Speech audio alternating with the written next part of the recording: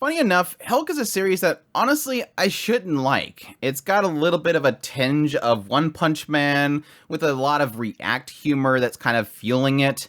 But as I watch this series, every single episode I'm more and more intrigued by it. Yes, part of it is because Helk seems like this massive teddy bear that you know deep inside probably is hurting. And yes, I like Vermilio. I love her seiyuu. I think she's pulling off the react comedy really, really well. But I think the thing that's intriguing me the most about this series is that every episode, it's sort of adding a little bit of mystery about the world itself. Honestly, for unexplained reasons, I feel like it's going to develop into something really, really cool. But this is my thoughts on the first 3 episodes of Helk, a series airing in the summer 2023 anime season. It's going for 24 episodes. So let's jump right into it. Helk opens up with the human realm and the demon realm. And at some point, the great hero went down and defeated the demon lord, went back to their homeland, everybody was celebrating, everything was great. We'll cut forward and the demons are holding a tournament in order to decide who will be the next demon lord. And because they want the strongest, most of the tournament is just 2 people fighting each other until one wins. Well, we cut to Vermilio, who is currently meeting with Han, who is kind of put together this whole tournament. And Han is going over everything that's happened in the tournament so far, how things are running, who the competitors are, and then she notices one person that kind of stands out in the tournament. Yes, Helk.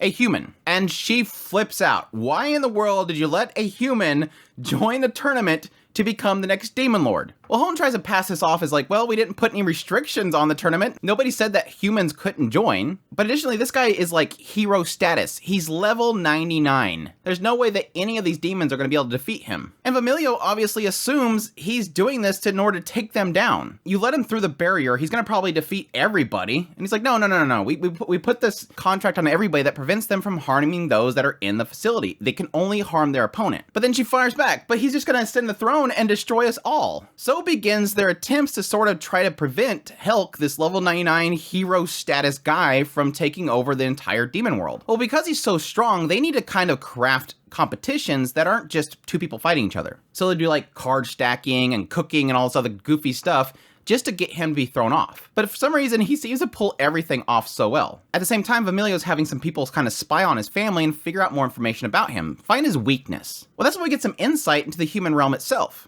We find out that Helk's hometown looks like it was previously inhabited, but everybody's gone. They also find a wanted poster for Helk himself, apparently for killing his brother, the hero that defeated the demon lord. So this is creating some massive question marks. Why is Helk in the demon realm? Why did he join this tournament? Why does he want to become Demon King? Does he want to destroy them? He seems like he's a cool guy. Every time he gets the microphone, he talks about crushing the humans and that he loves being in the demon realm, that everybody here is fun. Vermilio obviously thinks that he's lying, that he's trying to gain everybody's trust, but what if it's true? Why is he here? Well, as the tournament continues and Helk keeps passing all these rounds, eventually an attack comes upon the demon realm. These armored winged beings that take down one of their biggest castles. And this becomes a chance opportunity for Vermilio. As somebody suggests to her, okay, you have Helk, who's extremely powerful. You're unsure if he's trustworthy. They're assuming these winged individuals are probably humans. So why don't you have all the finalists currently, including Helk, go reclaim this castle and take down this threat. If he's untrustworthy, he'll turn on us.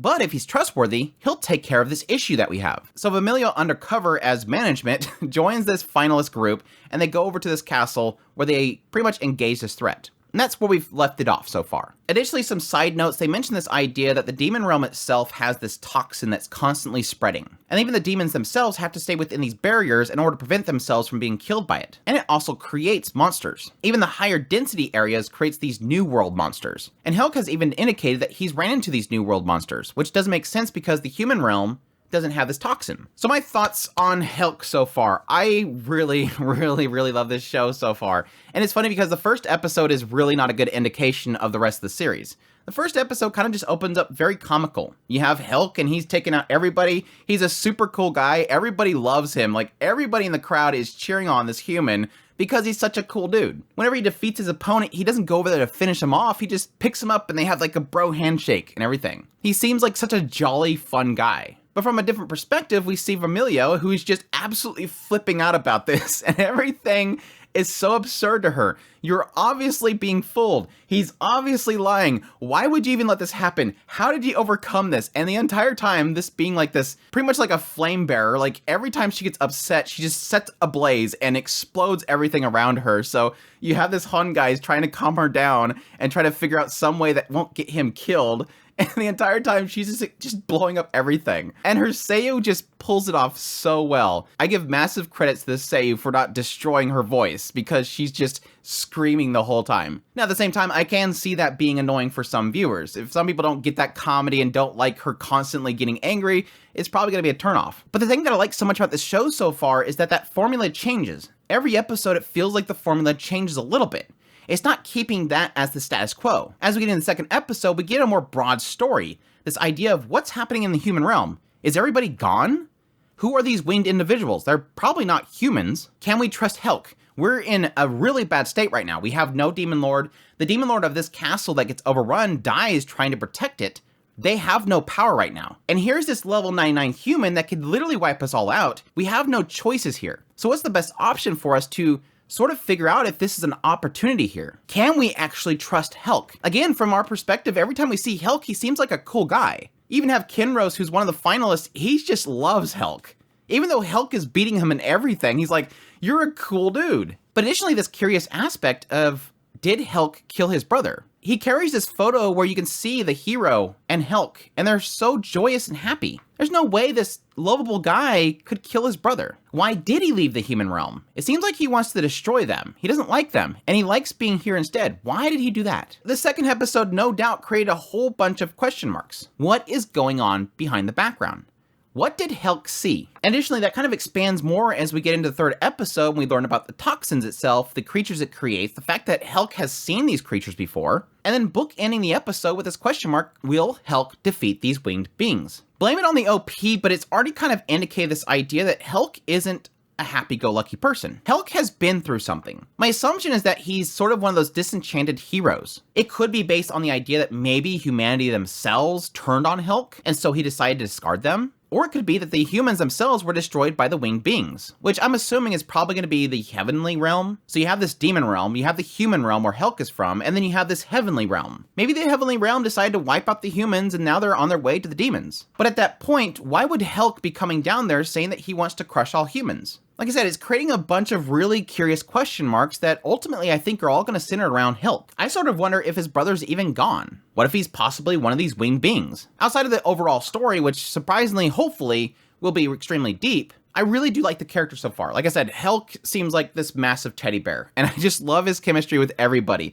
Despite the fact that Vermilio is always hateful against him, he's just super joyous and happy. And yes, he makes really good food that she can't help but love. But like I said, because of what they've sort of showed me so far, I'm really hoping there's going to be a deeper side of Helk. Usually when you have characters that are this joyous, it's usually a sign that there's something deep inside that's kind of broken. And I honestly would feel very disappointed if he was this one-noted. It sort of gives the indication when he was confronting this new world life form, he was pretty much mad. And so it does give you a little bit of indication that this dude isn't that one-noted. Maybe at some point these new world life forms invaded the human realm, which isn't necessarily the fault of the demons themselves, because this is a toxin they've been trying to keep at bay. And it's not something they've created, or at least they haven't indicated that the demons are creating this. It is something that makes the demon realm suck, and that's probably why they wanted to go to the human realm. That's sort of always a subplot to the demon realm and the human realm kind of concepts, is that usually the demon realm's trying to go to the human realm because it's so nice there. Like I said before, I love Vermilio. I absolutely love her. She has so many goofy quirks. I love her outrage. I love her internalizing her anger, and when she externalizes her anger, she's literally the straight man character to the absurdity of a lot of the other characters. Like how everybody's accepting Helk being here. Dorushi talking about how he's going to spend 30 minutes to create a barrier. She has this thing about people creating nicknames for her. It makes her super mad. I like when she told Hyora, you can call me whatever you want, but don't make nicknames for me. I hate that. I was like, this is such a dork.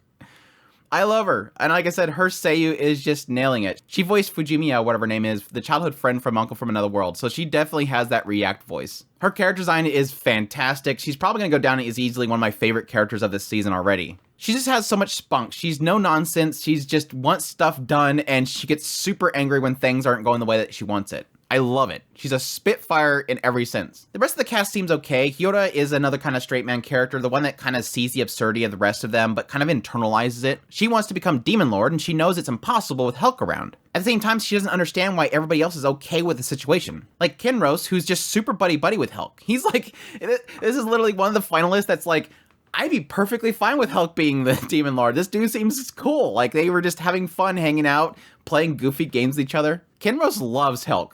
I hope nothing happens to Kinross.